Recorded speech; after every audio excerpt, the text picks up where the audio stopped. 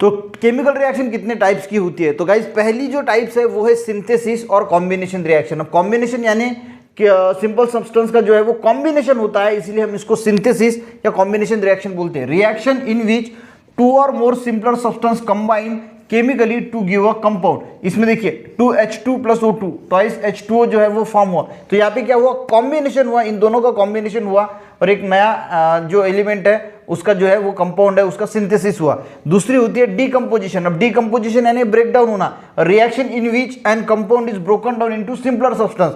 तो यहाँ पे ये ट्वाइस H2 है, इसका ब्रोकन डाउन हुआ ट्वाइस H2O और O2 में, तो इसको बोला जाता है डीकंपोजिशन रिएक्शन।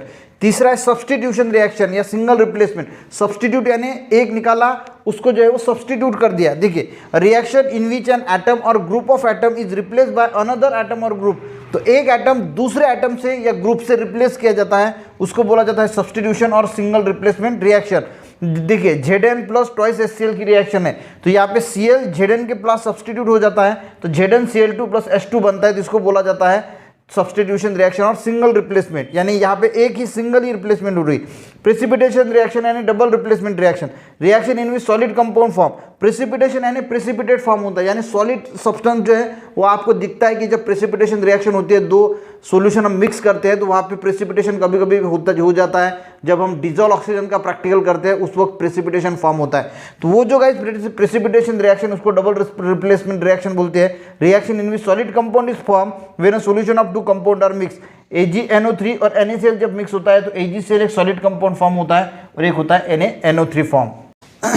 उसके बाद 5th नंबर की है गाइस न्यूट्रलाइजेशन रिएक्शन और एसिड और बेस रिएक्शन। देखिए न्यूट्रलाइजेशन यानी क्या होता है, एसिड बेस रिएक्शन। अब यहाँ पे न्यूट्रलाइज होता है, एसिड और बेस न्यूट्रलाइज होता है, इसीलिए हम इसको न्यूट्रलाइजेशन रिएक्शन बोलते हैं। HCl और NaO जब रिएक्ट होते हैं, HCl एसिड है, ये बेस है, जब रिएक्ट होते थे सॉल्ट एंड वाटर जो है वो फॉर्म करते हैं। तो न्यूट्रलाइजेशन रिएक्शन में हमेशा ध्यान रखना, reaction in which acid react with base to give salt and water. Acid और बेस रिएक्ट होते हैं और सॉल्ट एंड वाटर हमें देते हैं, तो यहाँ पे ये सॉल्ट है और ये हमें वाटर जो है वो मिल गया है, ठीक है।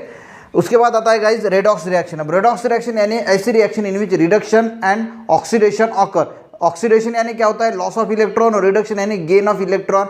जो gain of electron and loss of electron एक साथ जहाँ पे होता है उसको बोला जाता है रेडॉक्स रिएक्शन। अब देखिए ट्वाइस Na + Cl2, इसके ऊपर ऑक्सीडेशन हो रहा है क्योंकि ये इलेक्ट्रॉन को लॉस कर रहा है, इलेक्ट्रॉन को लॉस कर रहा है, इसी वजह से इसके ऊपर जो है पॉजिटिव चार्ज होता है। Cl2 जो है, Cl जो है वो गेन ऑफ इलेक्ट्रॉन करता है, इसीलिए इस पे जो है वो निगेटिव चार्ज आता है, तो यहाँ पे फॉर्म होता है ट्वाइस NaCl।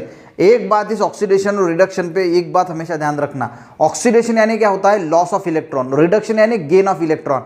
जब कोई भी इलेक्ट्रॉन को गेन करता है, गेन जब करता है, रिडक्शन यानी क्या होता है, गेन ऑफ इलेक्ट्रॉन।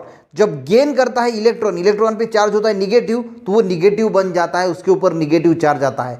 और ऑक्सीडेशन यानी लॉस ऑफ इलेक्ट्रॉन, जब कोई भी इलेक्ट्रॉन को लॉस करता है तो उसके अंदर की निगेटिविटी को लॉस कर रहा है, तो उसके ऊपर पॉजिटिव चार्ज आता है। तो ये बात ऑक्सीडेशन रिडक्शन में कभी भी ध्यान रखना। तो यहाँ पे हमारी ऑल रिएक्शन जो है वो कंप्लीट हो जाती है। Thank you.